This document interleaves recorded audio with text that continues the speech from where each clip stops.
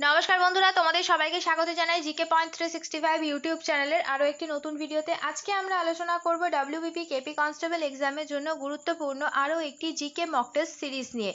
আমাদের চ্যানেলে প্রতিদিনই সন্ধ্যাবেলা ডব্লিউবিপি কেপি কনস্টেবল এক্সামের জন্য মক টেস্ট হচ্ছে, তোমরা সেই মক টেস্টে অংশগ্রহণ করো। প্রতিদিনই যে সমস্ত প্রশ্নগুলো আমরা নিয়ে আসছি, প্রত্যেকটি প্রশ্ন কিন্তু তোমাদের এক্সামের জন্য ভীষণভাবে গুরুত্বপূর্ণ, সেই কারণে একটু স্কিপ না করে প্রত্যেকটি ভিডিও তোমরা খুব মনোযোগ সহকারে দেখো এবং এর যে গুরুত্বপূর্ণ তথ্যগুলো থাকছে সেগুলো তোমরা চাইলে নোট ডাউন করে নিতে পারো। ভিডিও যদি ভালো লাগে তাহলে অবশ্যই ভিডিওটিকে একটি লাইক করো, সাথে আমাদের চ্যানেলটিকে কিন্তু সাবস্ক্রাইব করে পাশে থাকা বেল বাটনটা অবশ্যই কিন্তু ক্লিক করে রেখো, যাতে সবার প্রথমে আমাদের ভিডিও নোটিফিকেশন তোমাদের কাছে পৌঁছে যায়। আর ভিডিও ভালো লাগলে অবশ্যই তোমার বন্ধুদের সাথে শেয়ার করো আর আমাদের কমেন্টে জানাও ভিডিও তোমাদের কেমন লাগলো। তাহলে চলো আজকের ভিডিওটা শুরু করা যাক। প্রথম প্রশ্ন, ফকির বিদ্রোহের নেতা কে ছিলেন? ফকির বিদ্রোহ হয়েছিল 1760 থেকে 1800 খ্রিস্টাব্দের মধ্যে। ফকির বিদ্রোহের নেতা কে ছিলেন? তোমরা সঠিক উত্তরটা যদি জানো কমেন্টে আমাদের জানাও। সঠিক উত্তর হয়ে যাবে অপশন এ, মজনু শাহ। পরের প্রশ্ন, কিসের উপস্থিতির ভিত্তিতে চামড়ার রং নির্ধারিত হয়? ইম্পর্টেন্ট একটা প্রশ্ন তোমাদের জন্য, এটি এক্সামে এসেছে অনেকবারই। সঠিক উত্তর হয়ে যাবে অপশন বি, মেলানিন। পরের প্রশ্ন দেখি, তামাক ব্যবহার কে নিষিদ্ধ করেছিলেন? দেখো নিচে চারটি অপশন, জাহাঙ্গীর, বাবর, শেরশাহ না পর্তুগিজ। এই চারজনের মধ্যে কে তামাক ব্যবহার নিষিদ্ধ করেছিলেন? তোমরা আমাদের কমেন্টে সঠিক উত্তরটা জানানোর চেষ্টা করো। সঠিক উত্তর হয়ে যাবে অপশন এ, জাহাঙ্গীর। পরের প্রশ্ন, কুইকলাইম বা পোড়া চুনের রাসায়নিক নাম কি? সঠিক উত্তর হয়ে যাবে অপশন এ, ক্যালসিয়াম অক্সাইড। কলি চুনের রাসায়নিক নাম হলো ক্যালসিয়াম হাইড্রক্সাইড। কস্টিক সোডার রাসায়নিক নাম সোডিয়াম হাইড্রক্সাইড। কাপড় কাচার সোডার রাসায়নিক নাম সোডিয়াম কার্বনেট। আর খাদ্য লবণের রাসায়নিক নাম সোডিয়াম ক্লোরাইড। পরের প্রশ্ন দেখি, অস্ট্রেলিয়ার পার্লামেন্টের নাম কি?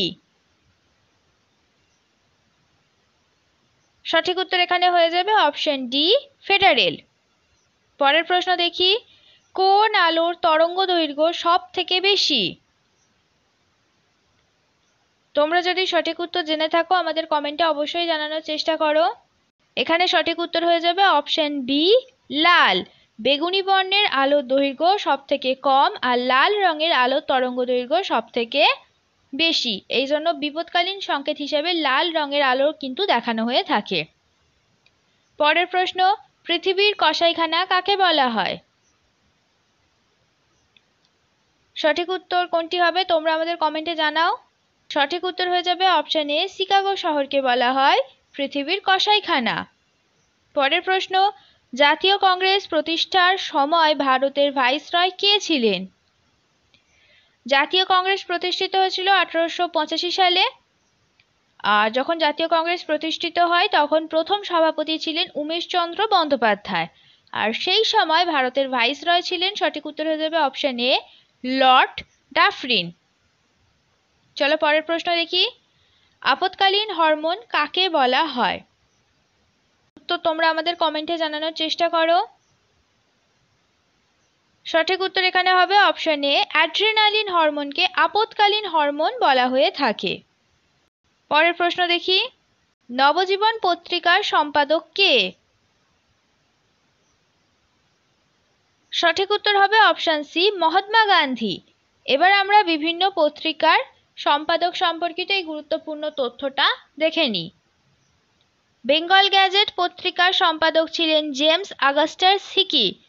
দ্য বেঙ্গলি পত্রিকার সম্পাদক সুরেন্দ্রনাথ ব্যানার্জি।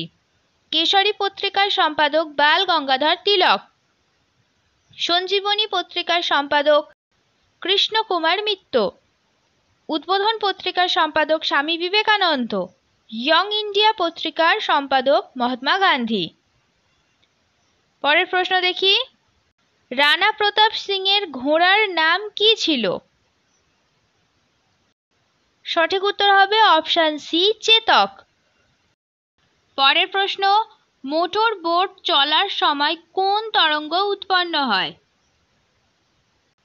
সঠিক উত্তর হয়ে যাবে অপশান সি, অনুদৈর্ঘ্য এবং অনুপ্রস্থ তরঙ্গ। দুটো তরঙ্গই কিন্তু মোটরবোট চলার সময় উৎপন্ন হয়ে থাকে। পরের প্রশ্ন, ডাব্লিউটিওর পূর্ববর্তী নাম কি? ডাব্লিউটিওর পুরো নাম ওয়ার্ল্ড ট্রেড অর্গানাইজেশন। এর পূর্ববর্তী নাম কি ছিল তোমাদের বলতে হবে। পূর্ববর্তী অর্থাৎ আগে এটি কি নামে পরিচিত ছিল? সঠিক উত্তর হবে অপশন বি, গ্যাট। GATT, গ্যাট ছিল ডাব্লিউটিওর পূর্ববর্তী নাম। পরের প্রশ্ন, ভারতের নিম্নলিখিত কোন উপকূলীয় অঞ্চলে হুদহুদ ঘূর্ণবাত দেখা যায়? সঠিক উত্তর হবে অপশান সি, অন্ধ্র উপকূলে। এই প্রশ্নটা তোমাদের জন্য কিন্তু ইম্পর্টেন্ট একটি প্রশ্ন বন্ধুরা। পরের প্রশ্ন, রাজ্যসভার সাংবিধানিক প্রধান কে? সঠিক উত্তর হয়ে যাবে অপশান সি, উপরাষ্ট্রপতি। পরের প্রশ্ন, গৌতম বুদ্ধের বাণীর প্রথম প্রচারকে কি বলা হয়? খুবই ইম্পর্টেন্ট একটা প্রশ্ন তোমাদের জন্য। সঠিক উত্তর তোমরা যদি জেনে থাকো তাহলে অবশ্যই আমাদের কমেন্টে জানাও। এখানে সঠিক উত্তর হয়ে যাবে অপশন এ, ধর্মচক্র প্রবর্তন বলা হয় গৌতম বুদ্ধের প্রথম বাণী প্রচারকে। পরের প্রশ্ন, পোঙ্গল উৎসবটি কোন রাজ্যের? সঠিক উত্তর হবে অপশন এ, তামিলনাড়ু রাজ্যের। পরবর্তী প্রশ্ন, পদাতিক কবি কাকে বলা হয়? সঠিক উত্তর হয়ে যাবে অপশন বি, সুভাষ মুখোপাধ্যায়কে পদাতিক কবি বলা হয়। এবার আমরা কিছু গুরুত্বপূর্ণ কবি কি ডাকনাম আছে সেই সম্পর্কিত এই তথ্যটা দেখে নেব। কিশোর কবি বলা হয় সুকান্ত ভট্টাচার্যকে। কবি কঙ্কন বলা হয় মুকুন্দরাম চক্রবর্তীকে। পল্লী কবি নামে পরিচিত জসিমউদ্দিন। ছন্দের জাদুকর নামে পরিচিত সত্যেন্দ্রনাথ দত্ত। ভোরের পাখি বলা হয় বিহারীলাল চক্রবর্তীকে। কথা শিল্পী হিসেবে পরিচিত হলেন শরৎচন্দ্র চট্টোপাধ্যায়। পরের প্রশ্ন দেখি, সম্প্রতি কোথায় ভারতের প্রথম under water metro train service উদ্বোধন করলেন নরেন্দ্র মোদী? এই প্রশ্নটা আমরা সবাই জানি, খুবই সহজ একটি প্রশ্ন। সঠিক উত্তর হয়ে যাবে অপশন এ, কলকাতা। আমাদের কলকাতাতেই সবার প্রথম ভারতের মধ্যে under water metro train service উদ্বোধন করেছেন নরেন্দ্র মোদী। পরের প্রশ্ন দেখি, বর্তমান SBI এর চেয়ারম্যানের নাম কি? সঠিক উত্তর হয়ে যাবে অপশন সি, দীনেশ কুমার খাড়া। শেষ হলো আজকের ভিডিও। আজকের পর্বে আমরা কিছু গুরুত্বপূর্ণ WBP কনস্টেবল এক্সামের জন্য জিকে প্রশ্নের উত্তর দেখে নিলাম।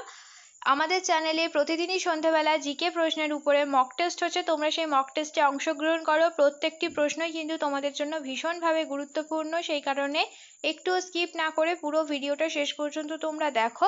আশা করছি আমাদের ভিডিও তোমাদের খুব ভালো লাগবে। ভিডিও যদি ভালো লাগে তাহলে অবশ্যই একটি লাইক করো, সাথে তোমার বন্ধুদের সাথে শেয়ার করো, আর আমাদের চ্যানেলটাকে সাথে সাথে সাবস্ক্রাইব করে রাখো এই রকম গুরুত্বপূর্ণ ভিডিও পাওয়ার জন্য। তার সাথে সাবস্ক্রাইব করার সাথে কিন্তু অবশ্যই বেল বাটনটা ক্লিক করে রাখো, যাতে এই রকম গুরুত্বপূর্ণ ভিডিও নোটিফিকেশন তোমাদের কাছে সবার আগে পৌঁছে যায়। তাহলে চলো, তোমাদের সাথে দেখা হচ্ছে পরের ভিডিওতে। ততদিন তোমরা আরও এই ধরনের গুরুত্বপূর্ণ ভিডিও আমাদের চ্যানেলে যেগুলি আছে, প্লেলিস্ট করা আছে, সেখান থেকে দেখতে থাকো। আমাদের ভিডিওকে এইভাবে ভালোবাসা দিতে থাকো। ধন্যবাদ।